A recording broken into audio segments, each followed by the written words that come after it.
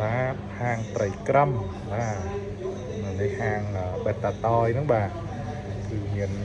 លក់ត្រីក្រំបាទត្រីក្រំនេះជាប្រភេទ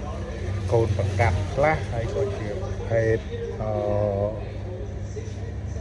ទិញចូលមកដែរបាទព្រោះប្រកាត់ខ្លះទៅប្រកាត់អត់តាន់អត់បានច្រើនអញ្ចឹងក៏លក់អត់តាន់អញ្ចឹងក៏យកមកថែមបាទមានប្រភេទក្លាក់ស៊ីនេះស្ទើរប្រភេទនាំចូលមកបាទនេះគឺប្រភេទនាំចូលហើយប្រភេទ Hasmoon នេះតែបើប្រភេទនេះប្រភេទជលអញ្ចឹងត្រីក្រំយើងហ្នឹងគឺប្រភេទដែលប្រកាសខ្លួនឯងជាច្រើនបាទស្អាតបាទមានច្រើនអត់ច្រើនណាបាទខ្លះឃើញទៅទុយខ្លះទូចចឹងទៅបាទមានច្រើនទៀតប្រភេទល្អកាចបាទល្អណាបាទហើយម៉ាឡេពណ៌ខៀវនេះគឺម៉ាឡេហើយត្រីក្រំម៉ាឡេអានេះប្រភេទ VIP ចង្កឹះវែងបាទនេះស៊ូណាបាទខាងលើនេះក៏មាន Galaxy ទៀតទៅអានេះភេទធម្មតាភេទត្រីម៉យើងធម្មតាកូនប្រកាត់ហ្នឹងបាទចំពោះនេះ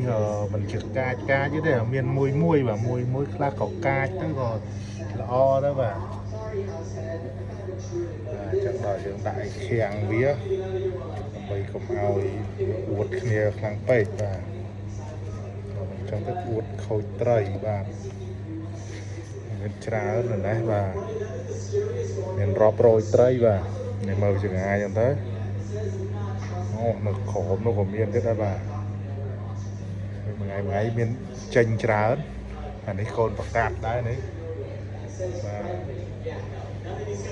ប្រកាត់បាន4 10គ្រាប់អានេះគឺប្រកាត់មានកូនទូច្រើនដែរបាទកូនទូទៅពេញក្នុងទៅបាទហើយនេះប្រភេទត្រីទន្សាយដែលខ្ញុំអាសាបង្ហាញហ្នឹងត្រីក្រំទន្សាយបាទខ្ញុំមានលាយគ្នាត្រីក្រំទន្សាយនោះមានច្រើនបាទត្រីក្រំនេះច្រើនបាទហើយក៏មានប្រភេទនេះត្រីនេះមានប្រភេទប៉ាល់ពណ៌ស្អាតបាទចំលេងទៅកូនកាន់តែច្រើនទៅបាទច្រើនក៏បានលក់ទៅបាទនេះខំមិនដាក់តែមួយគូ2គូឥឡូវកូនពេញហ្នឹងបាទច្រើនចឹងហ្នឹងមានរៀបលក់ហើយនៅកន្លែងប្រកាត់ហើយនៅចកាក៏មានដែរនៅដីឡូនោះក៏មានប្រកាត់ដែរហើយនៅលើដំបូលផ្ទះនោះក៏ប្រកាត់ដែរបាទនេះហើយគឺការលំហែពេលល្ងាចឡើងលក់ផងមើលលំហែអារម្មណ៍ផងបាទស្អាតចឹងក៏ដាក់ចំណៃវាទៅធូរអារម្មណ៍ហើយក៏រកចំណូលបានដែរបាទសិតលុយហ្នឹង